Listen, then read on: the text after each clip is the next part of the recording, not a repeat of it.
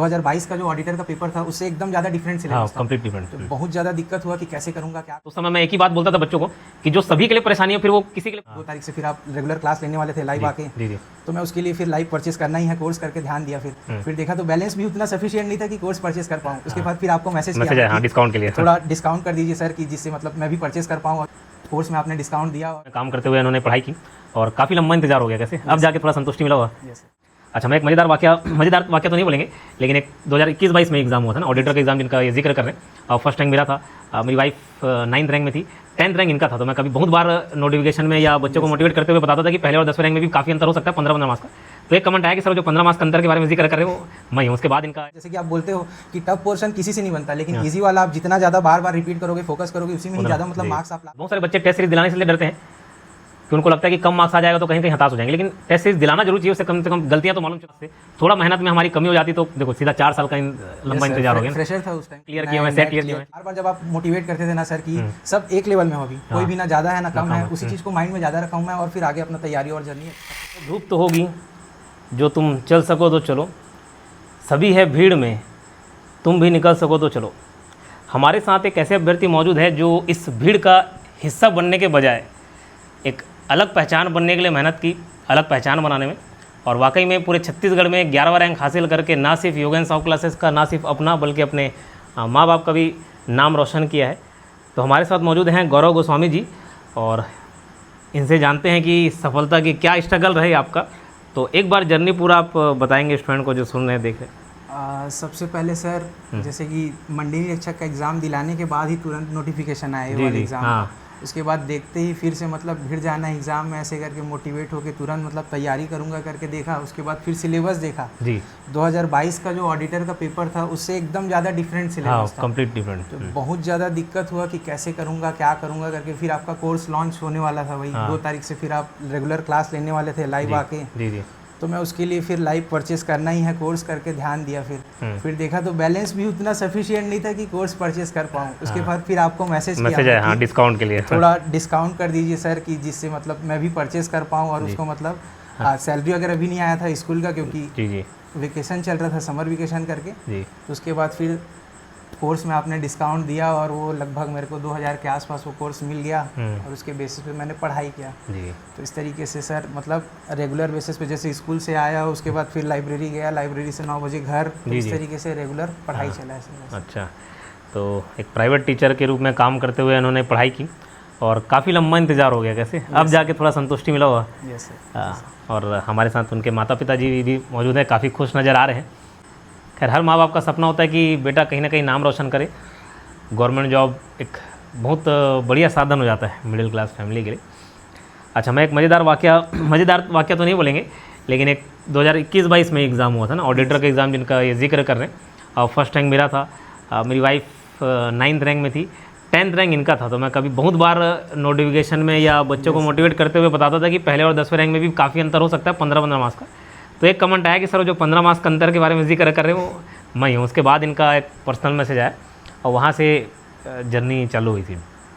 थोड़ा सा तैयारी कैसे, क्योंकि कहीं ना कहीं सिलेबस काफ़ी डिफरेंट था। तो एक मन में डर तो आया ही होगा कि कैसे कवर होगा। सर डर तो बहुत ज़्यादा था, क्योंकि सिलेबस एकदम ज़्यादा डिफरेंट। क्योंकि मंडी की भी आप तैयारी की। मंडी में कितना मार्क्स था आपका? मंडी में मेरा 73.5 कुछ मार्क्स था। अच्छा, मतलब 9 मार्क्स से चुके आया था। हाँ, 9-10 मार्क्स से चुके। कुछ मार्क्स से चुका था उसमें, 9-10 मार्क्स से वैसे। मंडी में एक अलग सिलेबस और टोटली कंप्लीट अलग सिलेबस मेरे को फॉलो करना था जी। सर उसमें टेस्ट सीरीज का जो आपका ना काफ़ी ज़्यादा इम्पैक्ट था। जो ओपन टेस्ट सीरीज था ना, सबसे पहले मैं वो टेस्ट सीरीज दिलाया ना, उसमें जो मेरा नंबर है मार्क्स 53 मार्क्स के समथिंग आया था, और मेरा रैंक जो है 175 के अराउंड खिसक के चले गया था। तो वहाँ से एकदम ज़्यादा मैं ना क्या हताश हो गया था कि इतना कम रैंक कैसे आ गया। मतलब इतना पढ़ने के बाद 1 महीना ऑलरेडी पढ़ चुका था मैं सिलेबस को, फिर भी इतना कम रैंक कैसे आ गया। उसके बाद वहीं से एक और मोटिवेशन मिला कि और अच्छे से करूँ, मैं बार बार तैयारी करूँ, जो भी अपने वीक पार्ट हैं। जैसे कि आप बोलते हो कि टफ पोर्शन किसी से नहीं बनता, लेकिन ईजी वाला आप जितना ज़्यादा बार बार रिपीट करोगे, फोकस करोगे, उसी में ही ज़्यादा मतलब मार्क्स आप ला सकते हो करके। तो मैं ईजी पोर्शन पे ज़्यादा ध्यान दिया हूँ, और उसी के बेसिस पे अभी सर हो पाया है। जो मार्क्स आया 83 मार्क्स। हाँ, बहुत सारे, जैसे आपने बताया 53 मार्क्स। बहुत सारे बच्चे टेस्ट सीरीज दिलाने से इसलिए डरते हैं कि उनको लगता है कि कम मार्क्स आ जाएगा तो कहीं कहीं हताश हो जाएंगे। लेकिन टेस्ट सीरीज दिलाना जरूर चाहिए, उससे कम से कम गलतियाँ तो मालूम चलती हैं, किस स्तर की हमारी तैयारी है वो मालूम चल जाती है। और काफ़ी लंबा इंतज़ार हो गया, 2022 में एग्ज़ाम था, कुछ मार्क्स थे, थोड़ा मेहनत में हमारी कमी हो जाती तो देखो सीधा 4 साल का लंबा इंतज़ार हो गया ना। फ्रेशर था उस टाइम कंपटीशन के फील्ड में। हाँ, और थोड़ा सा और उसमें भी पुश किया रहता, अच्छा मेहनत किया रहता, 2-4 क्वेश्चन मेरे फेवर में आ जाए रहते तो उसमें उसी टाइम हो जाया रहता था। जी बिल्कुल। और जैसे सिलेबस जब नया आया, कई बच्चे इतने प्रेशर में आ गए, मैसेज के जरिए या यूट्यूब में कमेंट के जरिए, कॉल के जरिए बोल रहे थे सर नया सिलेबस से कैसे कवर हुआ। तो उस समय मैं एक ही बात बोलता था बच्चों को कि जो सभी के लिए परेशानी है फिर वो किसी के लिए परेशानी नहीं है। जो सबको फेस करना पड़ रहा है फिर आपके लिए को आप स्पेशल नहीं है, बाकी लोग कोई स्पेशल नहीं। तो ये जो नया सिलेबस है, कई सारे बच्चों के इंटरव्यू में आप देखोगे कोई 20 दिन में तैयारी किया, कोई 45 दिन में, और वाकई में ये तैयारी मैं कह सकता हूँ कि जिसने भी किया होगा 30, 40, 50 दिन में ही किया होगा, क्योंकि जो नॉर्मल व्यापम के एग्ज़ाम से सिलेबस टोटल डिफरेंट और ये टोटली डिफरेंट है। जैसे पूरा अलग ही बैकग्राउंड का एग्ज़ाम था, अलग नेचर का। अच्छा, फिर हमको उनसे भी फाइट करना था जो नेट क्लियर किए हुए हैं, सेट क्लियर किए हुए हैं, सेट क्लियर किए हैं, सीए या जो लेक्चरर क्योंकि वो लोग थोड़ा सब्जेक्ट में टच में थे। ये चीज़ भी मेंटालिटी काफ़ी ज़्यादा मतलब माइंड में आता था कि तो ऑलरेडी पढ़ के बैठे हैं, मेरा तो नेट भी क्लियर नहीं है, मैं कैसे करूँगा, वो लोग पहले से पढ़े हुए हैं। तो बार बार जब आप मोटिवेट करते थे ना सर कि सब एक लेवल में हो, अभी कोई भी ना ज़्यादा है ना कम है, उसी चीज़ को माइंड में ज़्यादा रखा हूँ मैं, और फिर आगे अपना तैयारी और जर्नी अच्छे से इम्प्रूव कर पाया खुद को और परफॉर्मेंस दे पाया एग्जाम में। तो कहीं ना कहीं यही माइंडसेट लेके चलना होता है। आपके पास जितने दिन मिलते हैं, आपको जितना समय मिलता है काफ़ी होता है, और अगर आप अपनी मेंटेलिटी ऐसे रखेंगे कि इतने कम दिन बचे, कम टाइम बचे, कैसे तैयारी हुआ, वो फिर सोच सोच के ही आप समय निकाल देंगे। इसलिए जैसे ही नोटिफिकेशन के बारे में जानकारी मिलती या एग्ज़ाम होने वाले जानकारी मिलती, आप तुरंत एग्ज़ाम में भिड़ जाएँ। एक लास्ट संदेश जो आप देना चाहेंगे बच्चों को जो आपको सुन रहे होंगे, क्योंकि काफ़ी समय से आप तैयारी कर रहे हैं।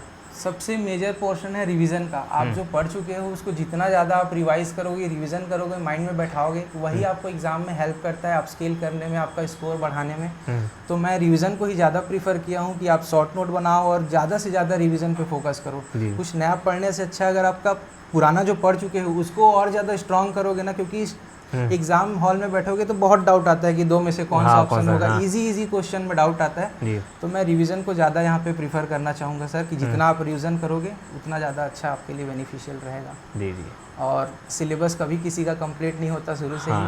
आप जैसे सर ने बताया कि जो पढ़ रहे हो उसको रिवीजन करते ही चलो, तो वही वाला फॉर्मूला मैं भी अपनाया। पढ़ने के साथ साथ रिवीजन, जैसे कि लाइव तो मैं अटेंड नहीं कर पाता था, स्कूल वगैरह इधर उधर जाना रहता था, तो रिकॉर्डेड क्लास पूरा देख देख के मैं उसको नोट्स बना के किया हूँ सर। अच्छा, ठीक। तो कुल मिला के गौरव जी का संदेश ये कि 100 में 100 तो कभी आप लेके नहीं आ पाएंगे, तो कोशिश करें जितना ज़्यादा से ज़्यादा खींच सकें आप मार्क्स। जो इनपुट आउटपुट रेशियो उसको हमेशा ध्यान रखें। फिर हम लोग दोबारा मुलाकात करेंगे किसी सफल विद्यार्थी की कहानी के साथ। और आपके मन में कोई डाउट हो, कोई प्रश्न आपको पूछना हो, तो बिल्कुल आप कमेंट बॉक्स में पूछ सकते हैं। धन्यवाद।